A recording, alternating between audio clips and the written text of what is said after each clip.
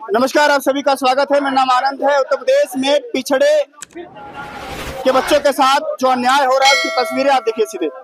संजय निषाद के घर के बाहर ये छात्र नौजवान अपनी हक की मांग के लिए पिछले 4 सालों से सड़कों पर हैं।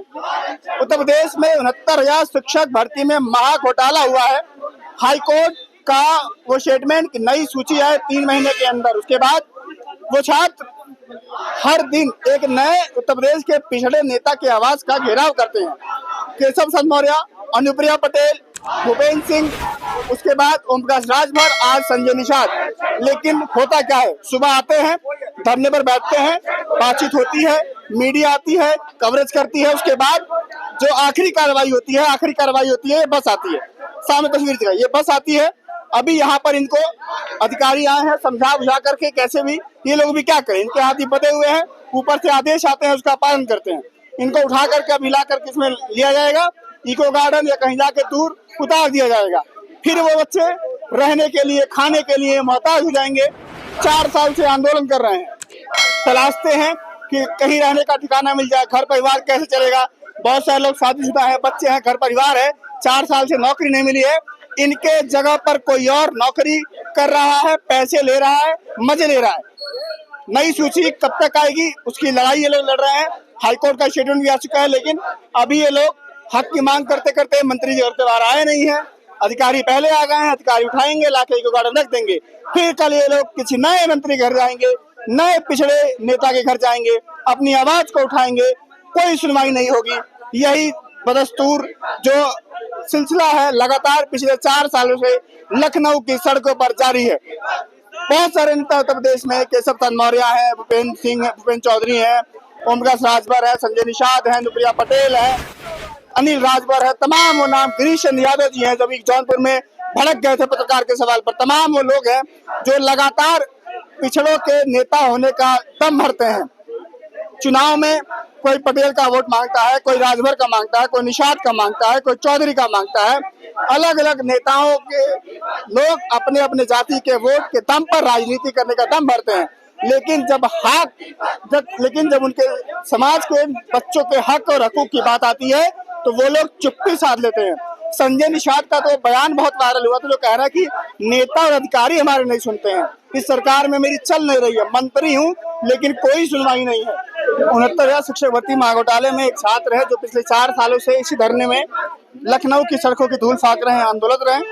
बात करते हैं, क्या लगता है, नई सूची लाने का आदेश जारी हुआ है, उसके बाद से आप लोगों ने हर दिन एक नए पिछड़े नेता घर का आवास का घेराव करते हैं, क्या मिलता है? आप तो देख ही रहे हैं, आपने तो अपने कैमरे पे दिखाया भी कि कैसे डिप्टी सीएम केशव चंद्र मौर्य जी की आवाज पर लाठियों से पीटा गया। ओम प्रकाश राजभर के घर के बाहर जाके बैठे तो उन्होंने कहा कि ये लोग विपक्षी पार्टियों के एजेंट हैं। अनुप्रिया पटेल जी की आवाज पे गए तो उन्होंने कम से कम इतना मान रखा कि लोगों को पानी पिलाया और ये आश्वासन दिया कि 15 दिन में आपके लिए कार्य हो जाएगा।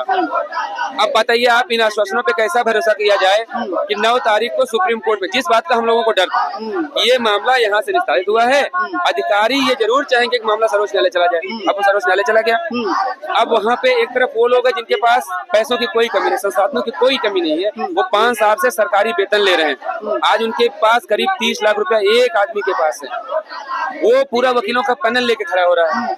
हम गरीब, बेरोजगार छात्र, दलित, पिछड़े वर्ग के लोग जो 4 साल से सड़कों की धूल फाँक रहे हैं, कैसे उनका मुकाबला कर पाएंगे? ये सरकार या तो ये कहना बंद कर दे कि सबका साथ, सबका विकास, सबका सम्मान।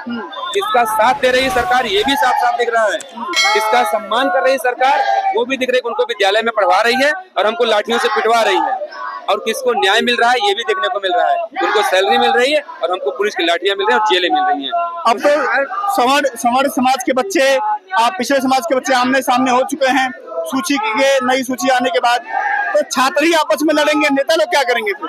देखिए, सरकार उनको लड़ा नहीं रही है, सरकार तो उनके साथ खड़ी है, वो उनको बचाने के लिए किसी हद पे जाने को तैयार है। आप सोचिए, जिस भर्ती प्रक्रिया को मात्र 22 दिनों में आवेदन करवाया गया हो, उसके बाद मेरिट लिस्ट बनाई गई हो, उसकी छटनी हुई हो, डॉक्यूमेंट वेरीफाई हुए हो, काउंसलिंग हुई हो, नियुक्ति पत्र वितरित किए गए हो और उनकी ज्वाइनिंग करवाई गई हो, इतनी सारी प्रक्रिया मात्र 22 दिन में पूरी कराई गई हो।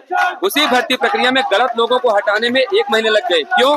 क्योंकि यहाँ पे मुख्यमंत्री जी की बिरादरी के लोगों की ब्रजेश पाठक जी की बिरादरी के लोगों को हटा के केशव प्रसाद मौर्य, संजय निषाद, ओम प्रकाश राजभर की बिरादरी के लोगों को अंदर करना था, तो समय तो लगना लाजमी और वो लगेगा समय, और वो समय पूरा ही नहीं होगा। अभी देखिएगा जो तमाशा किया जा रहा है, अगर माननीय न्यायालय से स्टे हो गया तो ये मामला कम से कम 3 से 4 साल के लिए पेंडिंग हो जाएगा। अच्छा, ऐसा एक मामला हरियाणा में आया था। हरियाणा में शिक्षक भर्ती घोटाला हुआ था 19 पदों का। ओमप्रकाश चौटाला मुख्यमंत्री रहते हुए जेल गए थे, अधिकारी नप गए थे, अधिकारी भी जेल गए थे। लगता है यूपी में कुछ ऐसा होगा। मुझे लगता है कि हमारे उत्तर प्रदेश का कोई अलग कानून है। यहाँ गोमती नगर में एक घटना होती है तो अपराधियों को 15 घंटे के अंदर लाके देश के सामने खड़ा कर दिया जाता है, और ये हमारी यही बहादुर पुलिस यही इन्होंने किया। तो क्या इन पुलिस वालों की पावर नहीं दी जा सकती? 69,000 शिक्षकों की भर्ती में जिन्होंने घोटाला किया, उस अधिकारी को पकड़ के उसका गिरेबान खींच के जनता के सामने लाओ, पूरे देश के सामने रखो। क्यों नहीं किया जा रहा है? क्या आप मुझे इस बात का जवाब दे सकते हो? 69,000 शिक्षकों की भर्ती में जिसमें न्यायालय ने कह दिया, मुख्यमंत्री ने मान लिया, पिछड़ा वर्ग आयोग ने मान लिया कि आरक्षण का घोटाला हुआ है, तो वो कौन सा दोषी अधिकारी है जिसने घोटाला किया? क्या वो मुख्यमंत्री से ऊपर है? क्या वो भारत की सरकार से ऊपर है? क्या वो भारत के संविधान से ऊपर है? उस अधिकारी को देश के सामने क्यों नहीं लाया जा रहा है? वो सिर्फ इसलिए लाया जा रहा है शायद उसका नाम पवन यादव या इरशाद नहीं है। अगर उसका नाम पवन यादव, उसका नाम अन्नू पटेल होता, रविशंकर पटेल होता, ये निषाद होता, यूपी तो शायद वो देश के सामने होता। आप कैसे कह सकते हैं कि यूपी में पिछड़ा होना गुनाह है? आपके मुख्यमंत्री हैं, आपके मुख्यमंत्री डिप्टी सीएम है, संजय निषाद जी हैं, ओमप्रकाश राजभर, अनुप्रिया पटेल है, तमाम भूपेंद्र चौधरी है, बीजेपी के प्रदेश अध्यक्ष हैं, पिछड़े समाज के नेता है ना। आपने वो कहानी तो सुनी होगी ना, पढ़ी होगी आपने भी, कि कुछ पालतू कबूतर होते हैं, उनको पिंजड़े में रखा जाता है और उनको निकाल के दाना फैलाया जाता है बाकी कबूतरों को पकड़ने के लिए। जिनके नाम आपने गिनाए ना, ये सब वही कबूतर हैं, पालतू कबूतर हैं। पालतू कबूतर मैं कह रहा हूँ। जहाँ से कहना उनसे कहलवा दो। इनकी हैसियत नहीं है कि बाहर निकल के आके अपने बच्चों से बात कर लें। किस बात के मंत्री हैं ये? किस बात की संविधान की शपथ ली है इन्होंने कि हम अपने ये तो अभी खुद अभी कुछ दिन पहले कैमरामैन से कही जरा पीछे घुमाए। हाँ, दिखाइए पीछे आने वाली पीढ़ी के बेहतर भविष्य के लिए सामान्य सदस्य, साधारण सदस्य, विशिष्ट सदस्य, अति विशिष्ट सदस्य और आजीवन सदस्य बने। क्यों सदस्य बने इनके? हम ये दिन देखने के लिए 4 साल से हम लोग सड़कों पे लाठियां खा रहे हैं। अरे सदस्य बनेंगे तो पैसा वैसा आएगा, चंदा वंदा आएगा, तो इसीलिए सदस्य बना रहे हैं ना वो। तो संविधान की शपथ लेना इनको बंद कर देना चाहिए और इनको अपना एक संविधान बनाना चाहिए। जैसे चालीसा पढ़वा रहे थे ये निषाद जी, ऐसी एक चालीसा बनवा के यहाँ लिखवा देना चाहिए। ये संविधान की शपथ लेना, संविधान की शपथ लेकर अपने लोगों को धोखा देना, ये काम बंद करना पड़ेगा और ये काम और कोई नहीं करेगा। 69,000 शिक्षक, ये तो कहते हैं कि मैं पॉलिटिकल गॉडफादर हूँ फिशरमैन का। वो सिर्फ अपनी पार्टी निषाद बच्चों का सुन लेंगे। सुनिए मैं बता रहा हूँ, अभी मैं आपसे कहिए, मैं 10 निषाद समाज के बच्चे यहाँ पे हैं, उनको मैं आगे कर दूं, आप उनकी बाइट लीजिए, पूछिए ना कितना निषादों का भला हो रहा है। क्या जब लाठी चलाई जाती है तो पुलिस ये थोड़ा इनसे पूछिए ना कि क्या ये पूछते हैं निषाद हो कि तुम क्या हो, यादव हो? मारते हैं ना वो, तो निषाद भी मार खाते हैं, यादव जी भी मार खाते हैं और मुस्लिम भी मार खाते हैं। यूपी में पिछड़ों का बच्चा पढ़ाई करे, नौकरी के लिए जा करके तैयारी करे, माँ बाप का पैसा खर्च करे, क्वालिफाई करे, एग्जाम पास करे, सब कुछ करने के बाद मेरिट लिस्ट आए, घोटालेबाजी करे, उसके बाद जब अपने हक की मांग करे तो लाठी खाए। यही रह गया है। लाठी भी खाए, जातिगत भेदभाव ही झेले, उनको जाति देखकर जेल भेजा जाए। 5 लोगों को जेल भेजा गया। हम लोग उस आंदोलन का हिस्सा भी नहीं थे। ठीक है, खड़े हैं सब, प्रशासन के लोग खड़े हैं, उनके सामने कह रहा हूँ। इन लोग बड़े लोग क्या करें? इन लोग नहीं, मैं इन लोगों की नहीं कह रहा हूँ। देखिए अभी जिम्मेदार भी लोग यहाँ खड़े हैं, उनके सामने मैं कह रहा हूँ। 5 लोगों को जेल भेजा गया, जिसमें से 3 लोग थे ही नहीं आंदोलन में। उनको थाने पे बैठाया गया, रात में खाना खिलाया गया और ये कहा गया कि एहतियातन हम आपको यहाँ बैठा रहे हैं। अगले दिन मैं भी उसमें शामिल रहा, मुझे भी जेल भेजा गया। क्यों? है कोई जवाब? क्या मुख्यमंत्री इस बात का जवाब देंगे? जिस आंदोलन का मैं हिस्सा भी नहीं रहा, मुझे उस जुर्म में क्यों जेल भेजा गया? सिर्फ इसलिए कि मेरा सरनेम देखा गया होगा कि हाँ अच्छा है, फायदे वाला भेज दो इसको। बाबू जगदेव प्रसाद कहते थे, बिहार के लेनिन के नाम से जानते हैं, कहते हैं कि 100 में 90 शोषित है, शोषितों ने ललकारा है, धन धरती और राजपाट में 90 भाग हमारा है। उसी 90 भाग की बात करते हुए जातीय जनगणना की मांग हो रही है देश में। अगर जातीय जनगणना हो गई होती तो जो हक है पिछड़ों का, जितना संवैधानिक अधिकार है वो मिला होता। आज पिछड़ों के बच्चे लखनऊ की सरजमी पर लाठियां नहीं खाते, नौकरी के लिए दर जब भटक रहे हैं नहीं भटकते। तो इस देश में जातीय जनगणना, सामाजिक न्याय कितनी जरूरी है, आप लोग देखिएगा। कोई राय सुझाव होगी बताइएगा हमें। फिलहाल के लिए नमस्कार।